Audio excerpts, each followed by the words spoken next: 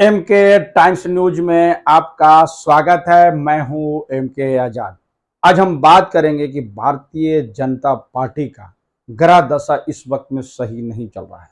लगातार कुछ न कुछ अपशगुन और नुकसान भारतीय जनता पार्टी को होता हुआ दिख जा रहा है, चाहे वो मणिपुर में हो या हरियाणा में हो या मध्य प्रदेश में हो या फिर यूपी विधानसभा में हो। ये सारी चीजों का इशारा आप लगातार हो रहा है और खासकर राहुल गांधी के मामले पे जिस तरह से बड़ा झटका जो है भारतीय जनता पार्टी के नेताओं के पास नजर आ रहा है, वह साफ उनके चेहरे से छलकता हुआ दिख रहा है। जी हाँ, तो बात करते हैं कि कौन सा ग्रह दशा इस वक्त में भारतीय जनता पार्टी के लिए सही नहीं चल रहा है। बात कीजिए मणिपुर को, जो पिछले 3 महीनों से लगातार चलता चला जा रहा है और उसको रोकने में जो डबल इंजन की सरकार लगातार फेल हो गई है और तमाम प्रयासों के बाद घर जलना बंद नहीं हुआ। और दुर्भाग्य यह लगता है कि जब भारतीय सुरक्षा बल, हमारे सेना के जवान हैं, जब वहां पर गश्ती करते हैं तो उसको कुछ समाज की जो महिला है वो रोक के उसकी आइडेंटिटी मांगती है और उसको चेक करके उसको जाने देती है। अब तक के भारत में ऐसी घटना पहले कभी नहीं हुई। भारत की सुरक्षा एजेंसियों की जांच, आइडेंटिटी के जांच करने वाली महिलाएं यह स्पष्ट करती है कि वहां पर लॉ एंड ऑर्डर कितना बिगड़ा हुआ है और करीब 50,000 के करीब लोग जब राहत शिविरों में अभी तक है और वो लोग जाने के लिए तैयार नहीं है, तो कौन सी बातें हैं।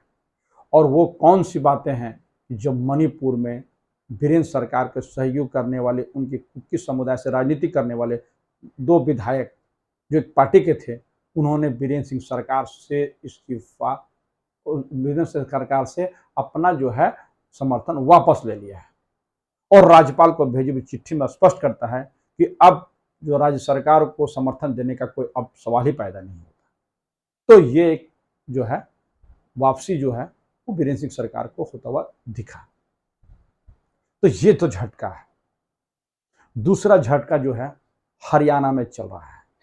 मणिपुर के आग जब मेवात तक पहुंची और मेवात जो है वो भी पूरी तरह भी शांत नहीं हुआ, क्योंकि कर्फ्यू में ढील दिया गया है लेकिन कर्फ्यू खत्म नहीं हुआ।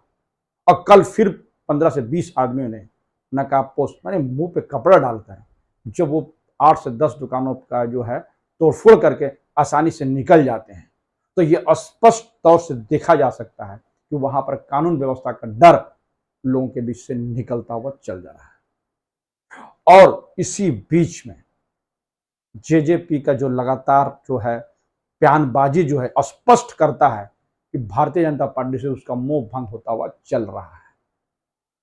और शक करने वाले यह कहते हैं कि अनकरीब जेजेपी जो है बीजेपी से अलग हो जाएगी। यानी दुष्यंत चौटाला लगातार जिस हिसाब से सरकार को ही अपने कटघरे में खड़ा कर दे रहा है, यह स्पष्ट तौर से दर्शाता है कि अंदर खाने में बीजेपी और जेजेपी यानी दुष्यंत चौटाला की जो पार्टी का सब कुछ सही नहीं चल रहा है।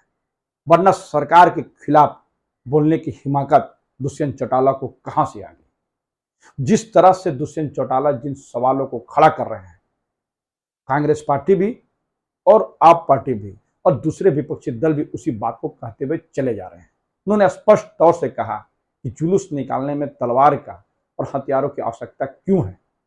वो साफ और साफ इशारा कर रहे हैं विश्व हिंदू परिषद के बुलाए गए जुलूस का संबंध में, जो सवाल खड़ा कर रहे हैं और सरकार को कटघरे में खड़ा कर रहे हैं कि सरकार की जो सुरक्षा को देने वाले जो वहाँ के जो स्थानीय निकाय के जो पुलिस पदाधिकारी हैं वो पूरी तरह फेल हो गए, गुप्तचर एजेंसियां फेल हो गई।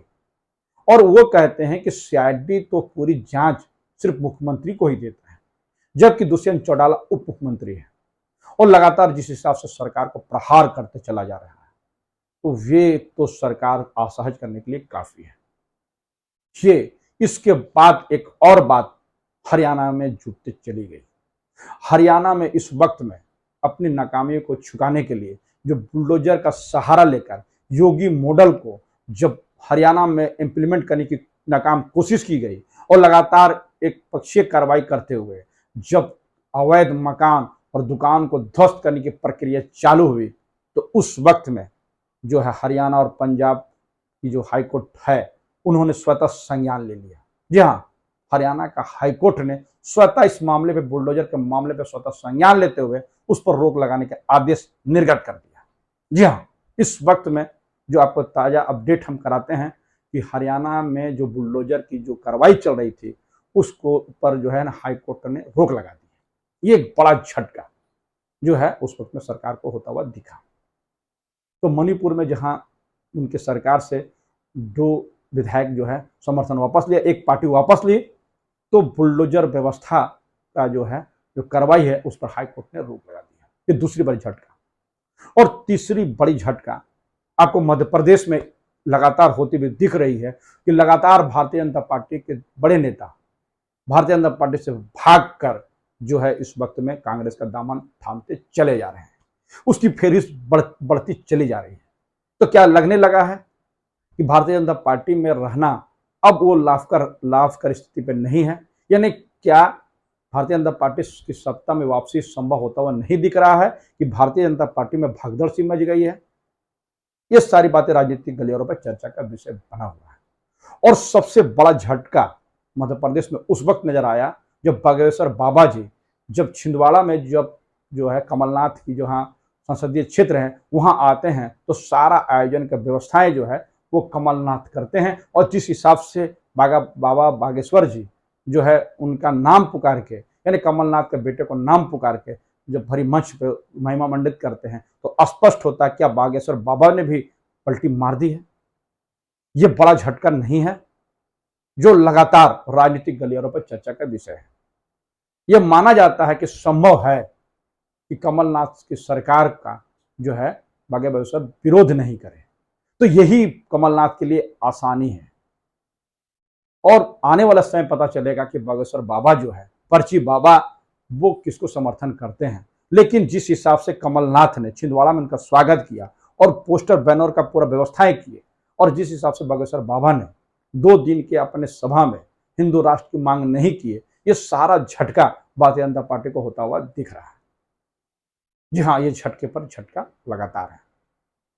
अब सबसे बड़ा झटका की बात करें तो लगातार यह बना आ रहा है कि राहुल गांधी की जो सुप्रीम कोर्ट से जो फैसले आए यानी उनकी लोकसभा सदस्य जो बहाल हो गई और आज लोकसभा ने उनकी सदस्यता बहाली के जो है आदेश निर्गत कर दिया और राहुल गांधी का लोकसभा में एंट्री हो गई। और जिस हिसाब से राहुल गांधी अब देश में क्या बोलेंगे यह बड़ा महत्वपूर्ण होता चला जा रहा है। और पार्लियामेंट में उनकी आवाजें किस तरह गुजरेगी और पार्लियामेंट में जो है राहुल गांधी क्या बोलेंगे, देश के साथ विदेश की मीडिया में उसकी नजर लगातार बनी हुई है। जी हाँ, क्योंकि राहुल गांधी ने पहले इसी का आरोप लगाया था कि जब वो पार्लियामेंट में बोलते हैं तो उनकी माइक को बंद कर दिया जाता है।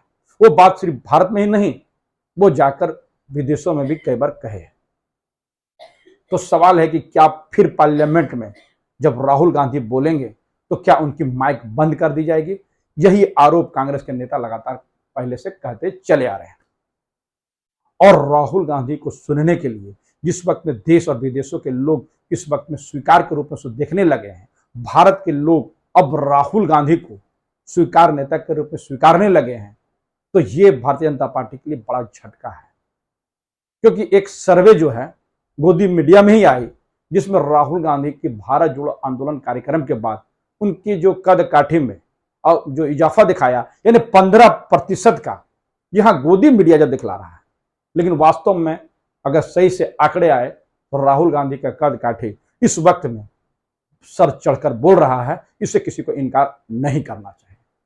जी हाँ, यही झटके लगातार भारतीय जनता पार्टी के लिए जो समाचार आते चला जा रहा है वो शुभ संकेत तो बिल्कुल नहीं है। और जब हिमाचल के बाद कर्नाटक में तमाम प्रयासों के बावजूद भी भारतीय जनता पार्टी के हाथ से राज्य चले गए और कर्नाटक के बाद पूरे दक्षिण का द्वार बंद हो गए, तो भारतीय जनता पार्टी को झटके उसी समय से लगना शुरू हो गया था। और तमाम प्रयासों के बाद नरेंद्र मोदी जी का जो चुनाव स्ट्राइक रेट है यानी चुनाव पे जो स्ट्राइक रेट उनका था जो पहले सड़ चढ़ के बोल रहा था उसमें लगातार गिरावट चलते चले आ रही है, लगातार वो गिरता चला जा रहा है। ये भारतीय जनता पार्टी के लिए बड़ा झटके का सामान है। तो मैंने कहा ना कि इस वक्त में भारतीय जनता पार्टी का ग्रह दशा शायद पूरी तरह से ठीक नहीं चल रहा है अंदर खाने की जो लड़ाई है वो तो राजस्थान में भी नजर आता है। लगातार वसुंधरा राजे सिंधिया भारतीय जनता पार्टी के खासकर नरेंद्र मोदी अमित शाह से जिस हिसाब से नाराज चल रहे हैं वो किसी से छुपी हुई बात नहीं है। लेकिन मैं एक बात स्पष्ट कर दूं कि इस वक्त में चारों राज्यों में जो चुनाव होने वाले हैं इसमें राजस्थान में जो भारतीय जनता पार्टी को उम्मीद है कि वो वापस कर लेंगे। उसकी वजह यही है कि अशोक गहलोत और सचिन पायलट की जो लड़ाई है वो इतनी चरम पर पहुंच गई है कि अंदर खाने से कांग्रेस उसी से जूझ रही है, जिसका फायदा जो है वो भारतीय जनता पार्टी लेना चाहती है। और चारों राज्यों में अगर कहीं अच्छी स्थिति में आज भारतीय जनता पार्टी है तो राजस्थान में है, इससे आपको इनकार नहीं करना चाहिए। जी हाँ, लेकिन इस बीच में जब वसुंधरा राजे सिंधिया जी भारतीय जनता पार्टी से नाराज हो गई तो अंदर खाने के लोग इसी उम्मीद में हैं कि वसुंधरा राजे सिंधिया को यदि मुख्यमंत्री के रूप में वहां प्रोजेक्ट नहीं किया तो संभव है कि उनकी जो बगावत है वो भारतीय जनता पार्टी को बड़ा डेंट करेगा और कांग्रेस तभी वापसी कर सकेगी। जी हाँ, यानी अब वसुंधरा राजे सिंधिया की बगावत पर कांग्रेस की उस सत्ता में वापसी होता हुआ दिखेगा, ऐसे राजनीतिक गलियारों पर चर्चा का विषय है। और इस पर विश्लेषण करने वाला स्पष्ट कहते हैं कि इस वक्त में चारों राज्यों में अगर भारतीय जनता पार्टी की वापसी हो सकती है तो राजस्थान में। लेकिन राजस्थान को जिस तरह से मैनेज करने की कोशिश भारतीय जनता पार्टी करते चले जा रहे हैं और उसका डेंट जो है वो ठीक नहीं कर पा रहे हैं, यानी वसुंधरा राजे सिंधिया को अपने पाले में लाने में नाकाम जो है भारतीय जनता पार्टी को बड़ा डेंट होता हुआ दिख रहा है। तो सारी चीजों पर गौर करें तो इस वक्त में भारतीय जनता पार्टी में उथल पुथल लगातार हो रहा है और उथल पुथल की वजह ही है कि कई सांसदों का टिकट कटने की कवायद अभी से ही लगाया जा रहा है। अंदर के सर्वे रिपोर्ट बता रहा है और लगातार भारतीय जनता पार्टी कई टीमों के द्वारा जब सर्वे करा रही है कि उस सांसद का क्या रोल है, सांसद जनता से कितना जुड़े हुए हैं, नरेंद्र मोदी का कितना इफेक्ट है, ये सारे चीज डराने वाली तो भारतीय जनता पार्टी के लिए जरूर है। और बताया जाता है कि यदि लोकसभा में इनकी टिकट कटेगी तो एक बड़ा विद्रोह होता हुआ दिखेगा। अभी इसका जोखिम भारतीय जनता पार्टी लेगी कि नहीं आने वाला समय में पता चलेगा। लेकिन मैं तो कह रहा हूं कि इस वक्त में भारतीय जनता पार्टी के लिए ग्रह गोचर सही नहीं चल रहा है, उनका ग्रह दशा ठीक नहीं चल रहा है। लगातार उनको ज्यादा बाबा बागेश्वर के जो झटके लगे, मणिपुर में जो आपके एनडीए के जो समर्थक दल थे वो वापसी कर दिए, हरियाणा में जेजेपी जिस तरह से आंखें दिखा रही है, बुलडोजर में जिस तरह से रोक लग गई और जिस हिसाब से मध्य प्रदेश में लगातार भारतीय जनता पार्टी नेताओं का पलायन हो रहा है और राजस्थान हो चाहे वो छत्तीसगढ़ हो, कहीं पर भी जो नजर नहीं आ रहा है भारतीय जनता पार्टी को, ये सारे चीज इशारा कर रहा है कि भारतीय जनता पार्टी का आने वाला समय टसल कर रहेगा। और यदि इसी तरह ग्रह और दशा उनका ठीक नहीं हुआ तो 2024 चुनाव में जो मुश्किलें आने वाला है उसको भारतीय राजनीति पर नजर रखने वाले स्पष्ट तौर से देख पाते हैं। तो ये कहना अब ज्यादा अतिशक्ति होगी कि इस समय में जो भारतीय जनता पार्टी के जो बड़े चेहरे यानी भारत के प्रधानमंत्री नरेंद्र मोदी जी और अमित शाह की जो जलवा है वो तरह से काम नहीं कर पाती जिस हिसाब से 2014 से 2019 के बीच में करिश्मा कर पाई थी। उनके जो है स्ट्राइक रेट लगातार कम हो रहे हैं। तमाम प्रयासों के बाद राज्यों से उनकी जो वापसी उनकी वापस नहीं हो रही है, उनके साथ उसके हाथ से सत्ता चली जा रही है या दूसरे से सत्ता छीनने में इस वक्त जो नाकाम नजर आ रही है, ये सारे मुद्दे भारतीय जनता पार्टी को आसाज करने के लिए है। बताया ना कि ग्रह और दशा भारतीय जनता पार्टी के लिए ठीक नहीं चल रहा है। तो राजनीतिक गलियारों पर ऐसी चर्चाएं होते रहती है। और आपको मेरा ये वीडियोस कैसा लगा अपने कमेंट्स बॉक्स में जरूर कमेंट्स करें और जिन्होंने अभी तक हमारे न्यूज को सब्सक्राइब नहीं किया उसे निवेदन है कि सब्सक्राइब कर दें। नमस्कार।